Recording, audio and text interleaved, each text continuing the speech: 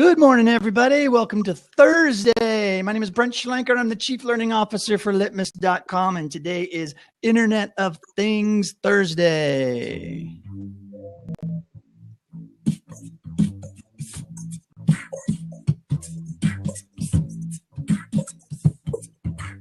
Elevate Talk. We're talking learning and delivering our people. Elevate Talk. Right here on blab.im on the Elevate Talk. We're on the Twitter. How's the volume on that? Talking with, not to you. Talking about all the things you do. Yeah, on Elevate Talk. Hello, L&D Talk. This is Anthony. Turn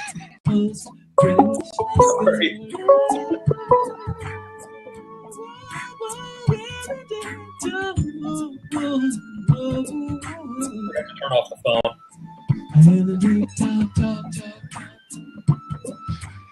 Didn't you read the manual on how to be a co-host?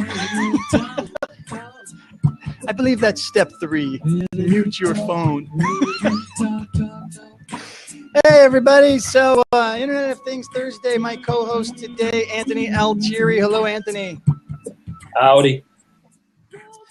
We've spent an extensive amount of time in our pre-show banter, and so we're jumping into this Internet of Things. We were mildly distracted with virtual reality in our industry and disruption, and it just dawned on me that the Internet of Things is a major disruption in what we do. So let's just start there, Anthony. What the heck is the Internet of Things? Let's set a groundwork, and why do we see it as a potentially disruptive technology for us? So the Internet of Things, colloquially, is basically any internet-connected device, either primarily, so like your phone, for example, would be Internet of Things because it can connect to the internet directly, or a device that can connect to the internet through your computer, your phone. Tom just brought up the Nest thermostat would be an Internet of Things.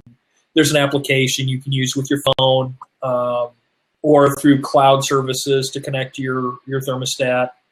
You can get home automation, smart lighting, garage door openers, all this fun stuff.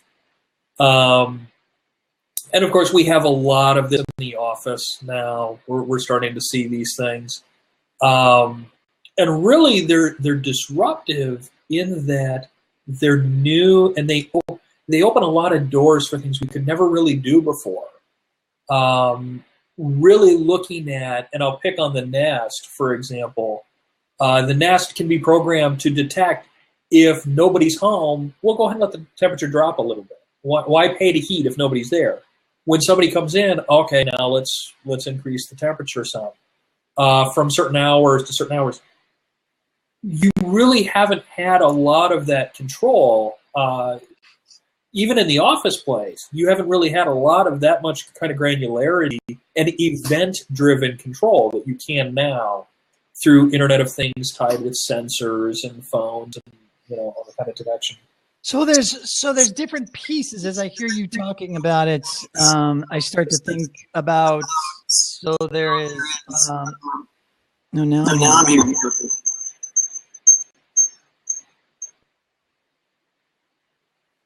That was weird. Started. Can you hear me? No.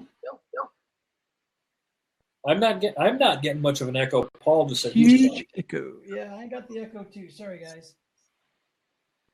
It's weird how yesterday I had the exact same setup yesterday, and I had no issues, but I'm gone now. Okay, good. I can't hear myself, but other than what's in the room. Anyways, what I was trying to say was there's different aspects to the Internet of Things that I think are important to talk about. Like when we start talking about the Internet of Things, my head immediately goes to, this is kind of a cloud too, right? I mean, it's like the Internet of Things couldn't exist without the cloud technology, right? So actually, Internet of Things is not. I hate my industry for doing this to me, and I hate myself for acknowledging it. But when you start talking about the Internet of Things, you get away from the cloud and you start talking about the fog or the mist. And I hate the industry for coming up with silly little metaphors for everything. All right. Well, explain that. What do you mean? What's the fog?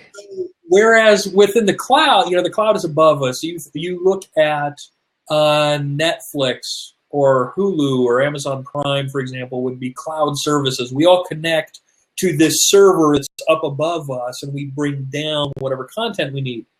The IoT networks they're more mesh networks. They're around us. They're not above us. They're surrounding us. So whereas clouds are above us, once the cloud comes down to the ground, now it's called fog. So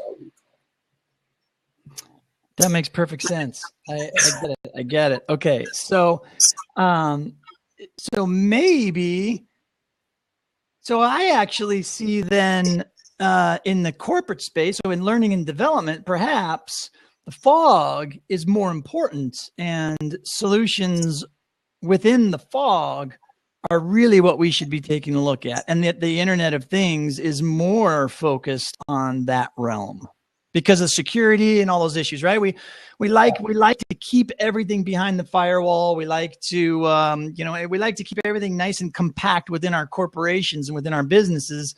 So that I would guess that there are certain elements that we would prefer the fog, or that IT executives would prefer a shorter, more constrained connectivity. Well, I won't make a I'll try my best not to make a Mel Torme joke. For those of us old enough to remember the Velvet Fog. Sorry. But yeah, you look at the nice thing there is you can actually have IoT networks where the data never sits anywhere. It's never stored anywhere. It goes from one sensor to another. So, for example, it may be a smart light switch, for example.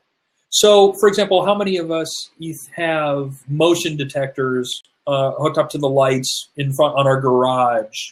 So when we pull in at night, it detects, hey, somebody's pulling in the driveway, I'm going to turn on. You can kind of think about that in the same way. That data doesn't actually go anywhere. Nowhere is it being recorded. Anthony Altieri came home at 23:05 on May the 4th. It just says, hey, somebody's here. The data goes from the sensor to the light turns on. And so you can use that technology that we know. All right, there are people in the office. I need to increase the temperature. Well, I'm not recording who's in the office. I may not even be recording what time this happened. I just know there's people here. I need to turn on the heat. So security becomes a lot easier in that respect. Whereas with the cloud, I would have more security concerns because I have to authenticate when I send that messaging to the cloud, then back down from the cloud to the thermostat. Gotcha. And I just lost your audio. Brett. There you go. There you are. Sorry. Hold on. I'm going to do something real quick. Right back.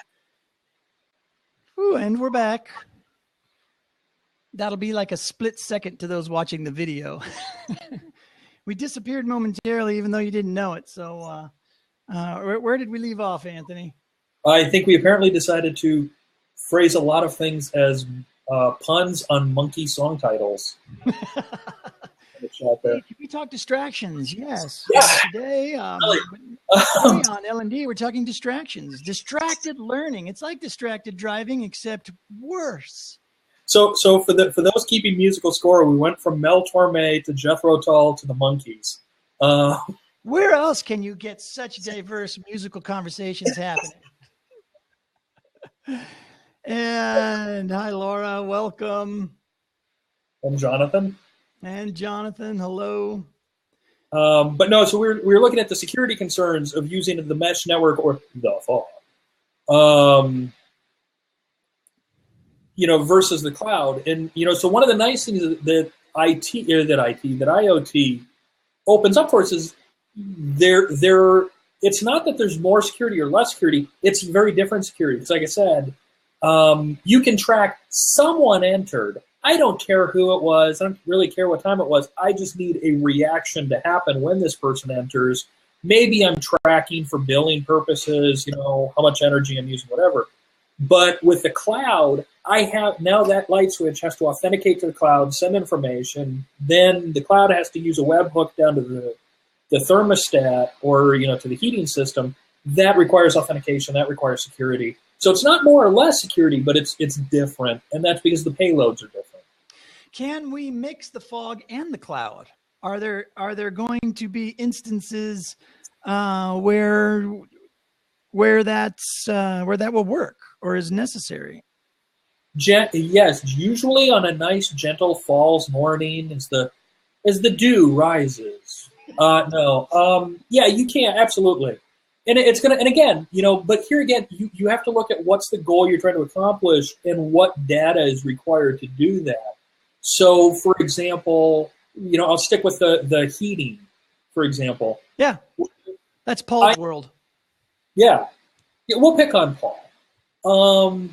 Okay, so I walk into my office. I have not done this yet, but this will happen in this office that I'm in now, is I'll put a sensor in with home automation, and it will know when I'm in here. When I'm in here, it'll adjust the temperature accordingly. If I leave, it'll say, all right, Anthony's done for the day. I'm going to let the temperature fall a little bit. Well, because I'm, completely enamored by a certain API of which we all know and love, I will track that information of when I come in, when I come out. And I'll use that information to dial in, all right, well, should I be warming it up sooner? So it's warm when I get in here. And how far ahead do I need to do this? There's all this performance tuning that would need to happen. Well, for that to happen, I have to collect that data, and that would happen in the cloud. Well, or that would happen on a server where the data is getting collected. In my case, it happens on a thing I wear around my neck because I'm a nerd. For most normal people, it would happen on a cloud server. So you'd spit that data up there. But at the same time, I may have the same thing with the lights. Well, I don't really care that when it gets to a certain, when it gets dark enough, it'll just turn the lights on. Well, I don't really want to track, when the sunset was or anything like that. So that may be a case where the data is just going from the sensor to the light switch. Gotcha.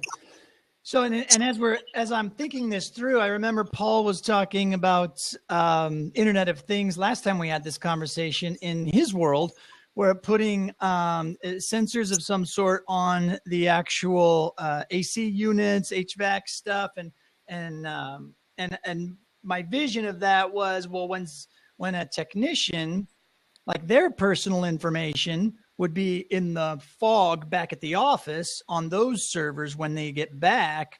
But the work that they do in the communication, collecting that data when they're out in the field would be cloud-based. And then the two should talk to each other in order to then match up the data and, perform some sort of analytics on it to have some sort of usable dashboard as to who did what when. But now you've got it protected because there's only a minimal amount of data going from the external cloud to the internal fog. Does that sound about right? Yeah, potentially, yeah. All right. So what are other possibilities for Internet of Things? So we've got the different ways that we can connect and gather the data. Data is really important, but where do we see this going, right? Like in our world, when we're trying to tie in, we know this is a disruptive technology. We know it's coming. Everybody's got a Fitbit. Like you said, everybody's got their cell phone. All of these devices are talking to each other. Where does that play though in our world, right? Like we know these devices are being developed for IT purposes. They want the data because, they want to know, okay, a long haul trucker, right? Exactly where they are, use a little GPS, right? Maybe how many miles they've driven so they know when to change the tires. All that data for maintenance, for services is all based around the business and the money and making that more efficient. So how do we then play in that space? Like, because we're all about efficiency too, but how does that play in the work that we do? Like, do we send training through those devices, or do we just use that data to make good decisions? So I think in our world, you have to look at it from two sides. One is the event driver, and the other is the event result, and how you consume and use those different results. So for the event drivers, you're looking at simulations where we're using sensors on physical simulations, and we talked about repairing computers or CPR mannequins, or at healthcare. When I'm on a if I'm rehabbing my knee, for example, and I'm riding a stationary bike, this can track we can use that to track progress. And then at the end, the doctor can look at that and say, okay, well, yesterday Anthony only did 2 miles, today he did 3, 4 or 5, whatever. We can track progress that way. We can use it to track, there was a good article posted on Penn State is using beacons to track attendance. So the students have an application on their phone, very similar for those of us who go to conferences. Every conference has a conference app. Yeah. You check in, normally you have to hit a button to check into whatever session. Well, this will just, the application will know, oh, Anthony is in this amazing workshop on how to work with beacons, June 6th in Austin, Texas, by the way. Fantastic native ad. I loved that. Did you like that? I loved it. So we can record things like that, so we know who's taking the training. When you're in the training using IoT, even for things, I know I've seen these before. The only one I can think of offhand was at the Training Mag conference in Florida this year. They had, for a couple of the keynotes, they had this little test thing or survey or whatever, where they handed out these little fobs that had, like A, B, C, D buttons on them. Oh, yeah. You could even do test results that way. All kinds of things that you can look at and collect the data that way. The other side of that, though, is then looking at what data is being collected, not only from those specific learning events, but also looking at, and we talked about this before too, the fit, give your employees a Fitbit. How much are they moving around? What's their heart rate activity, blood pressure, whatever. So you can start looking at, we're finding that people, there's actually a study, and a couple of people have listed long haul truckers. Those of us old enough to remember those god awful infomercials for the little device. It looks like one of these Bluetooth that went on behind your ear. And remember, if you nodded forward, it would just scream in your ear to wake you up. Do you remember those commercials? Oh, yeah. I also remember Truckmaster's School of Trucking commercials. Yes. Night. Yes. And those two commercials were always disturbingly close together. I don't want people falling asleep. I'm thinking the same VCs were involved. But anyway, so they've done, we've seen a couple of companies would start to look and say, based on what we see from devices where people are, you can see them starting to nod off in meetings. We know most meetings should occur between this hour and this hour. And so we adjust how we work around these sensors. Yeah. So it's interesting. That's when I start to, because I'm very interested in that aspect of it. And from a workplace, like you read a lot of studies that say, like, a 20-minute nap after lunch makes you, 30% more productive. It's like, okay, why don't we have everybody take naps? Well, if you were caught taking a nap in any of the previous jobs that I have had, it just wasn't culturally accepted. Maybe in some environments it is, but I have a hard time seeing that, even though we have data that says it's science, right? There's somebody has made science proof, right? Well, so here's the two things. First of all, hell yeah, AJ, Convoy was an awesome movie, thoroughly underrated, absolutely. But the other is, you have to be really careful reading, and even I'll quote some of these reports like, oh, well, I read this report that says this. Yeah, they're making science sometimes, and if you look at some of these reports, they're based on just absolutely horrible data, horrible metrics, horrible heuristics. They're making assertions that, oh, well, by this data we can assert this. No, you can't. You're not understanding what this data is actually saying. So we do have to be a little bit careful of that and cognizant of that. Not every report is well written. Yeah, so I guess that is. And can I also just say, Sam Rogers just used one of the most frightening phrases I've ever heard: nap pods. The nap pods, yes. Yeah, I remember seeing all that stuff too. But anyway, so I guess my point around that is the long way of getting around to the fact that I think the Internet of Things, when we're talking about Fitbits, we're talking about people nodding off. To me, that always feels more like HR. And I get it that a lot of times L&D is embedded in HR and part of HR.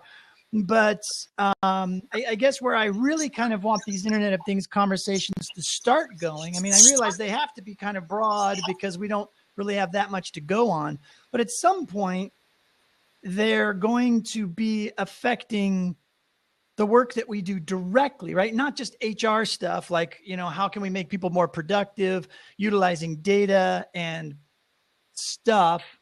But how do we train people and help people learn utilizing Internet of Things, hardware, products, whatever? So I don't think it. So I'm not going to like the term embedded with HR. I don't necessarily disagree with you, but I'm going to use the term symbiotic. Well, so I guess, what I mean is there are a lot of L&D departments that are underneath an HR director, right?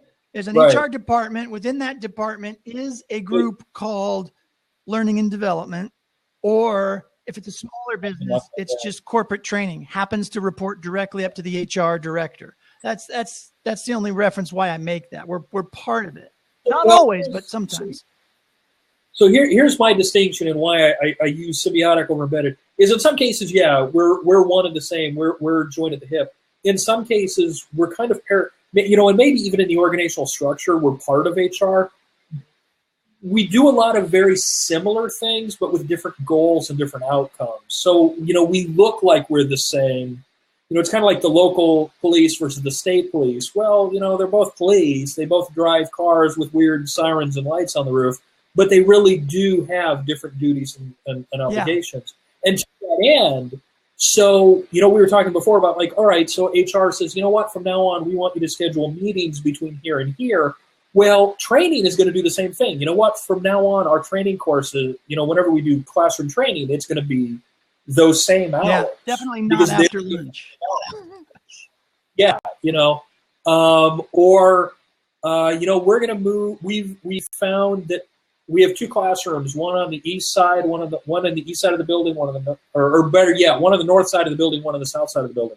Well, we found that people who take the training in the south side of the building, they perform better. We see their performance better. They're improving more. So we're going to move our training to the south side. Well, one could assume, because that gets more sunlight and humans react more favorably to the sunlight, whereas on the north side, you're looking at shadows and everything, and that's more depressing, and there's a whole bunch of psychobabble and quasi-science that goes into that. So here's an interesting idea. I had an instructor. Well, he was more like a peer mentor, but I met him. There were four of us working, and we would go to California. We'd fly to California to meet with this guy, and he was teaching us database and sort of advanced database collection, because we were trying to create a training system that would grab images and put them into a training mix of images and use them to test people's knowledge of if that image, and it was a whole lot behind it, but I went to learn that, and that was kind of the project that led to virtual reality in my early days. But anyways, we would sit in this room and pretty much all day, and we would break for lunch, and he had a big jug of Jelly Bellies, the really nice gourmet jelly beans on the table, and he'd crank the AC down.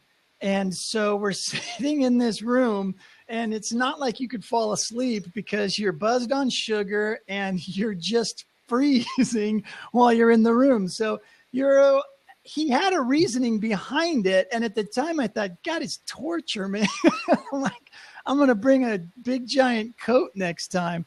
But I started thinking about it. If we have these Fitbits on and everybody in a classroom is trying to learn something, and there's data being collected somewhere showing everybody's heart rate starting to really kind of slow down, or some other biological features, could that automatically then trigger the AC unit to, hey, let's get a little cooler and get these people dialed in a little bit more. Maybe it's too warm, maybe they're too cozy and they're going to stop paying attention.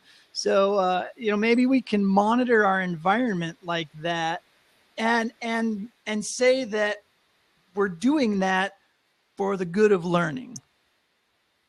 Yeah.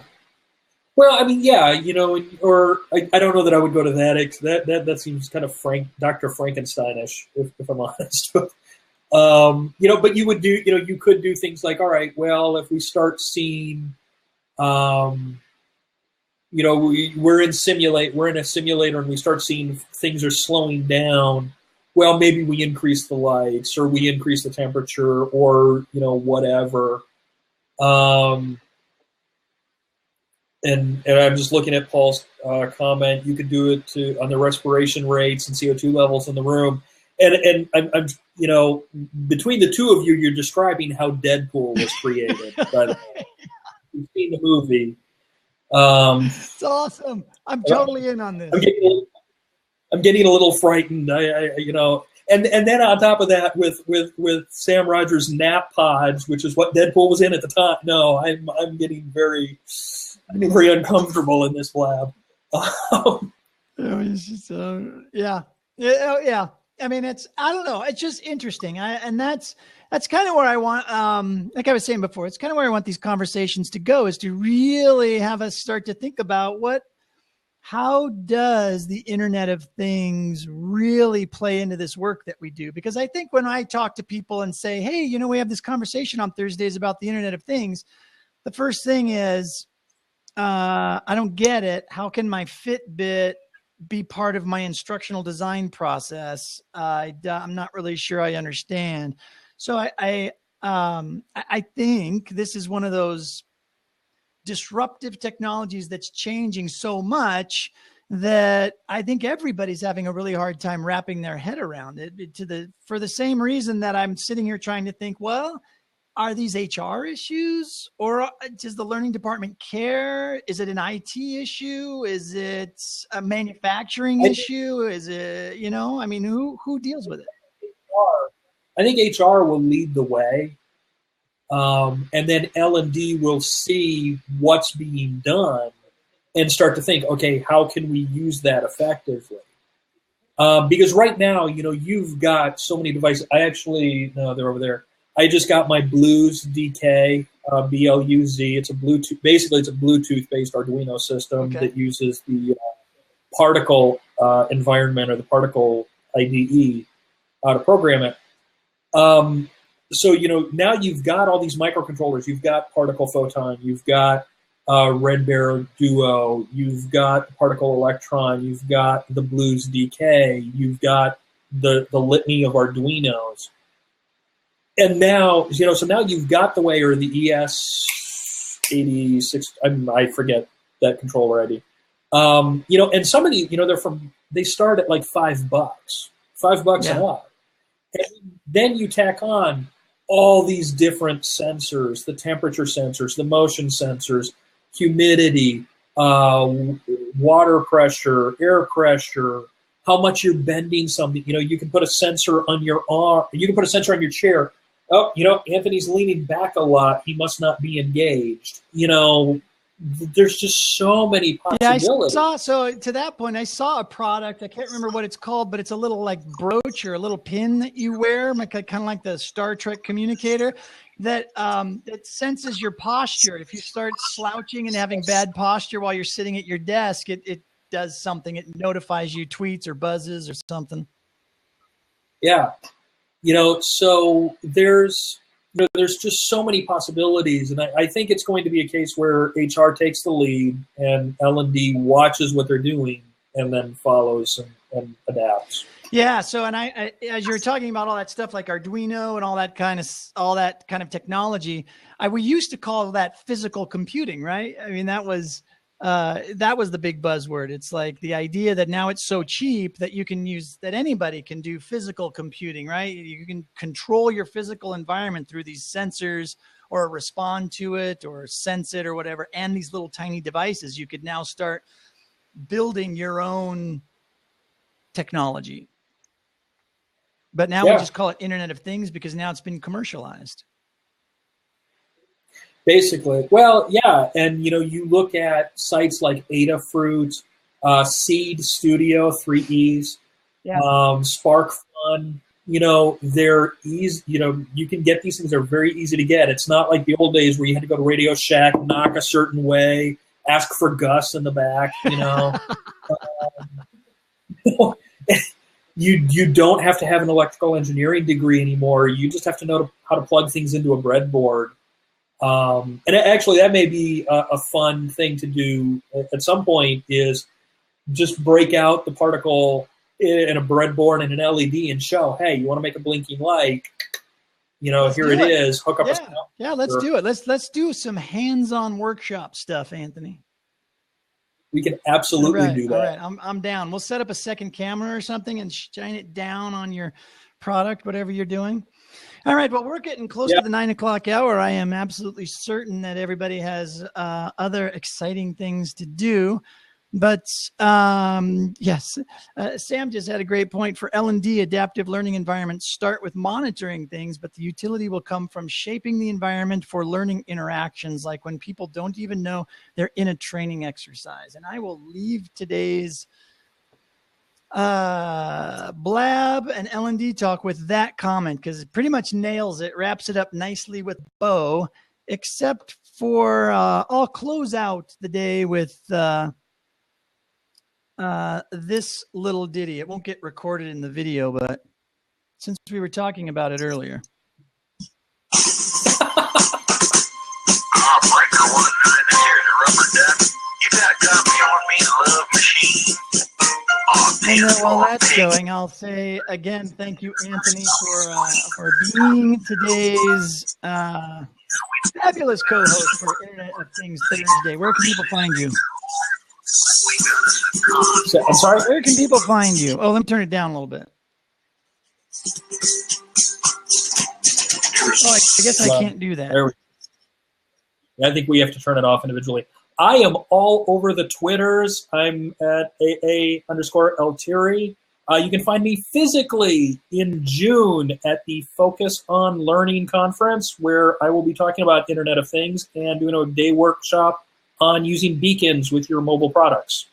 Outstanding. And just to check, Convoy can't be turned down. I muted it on my side, so if you guys want to hear us talk instead and just watch the video, just hit the mute button on the bottom of that.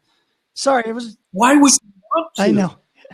This was just a random sort of thing I thought I'd try to test out. Maybe we could have a video play as we're closing out every show, but apparently this is failing miserably. So,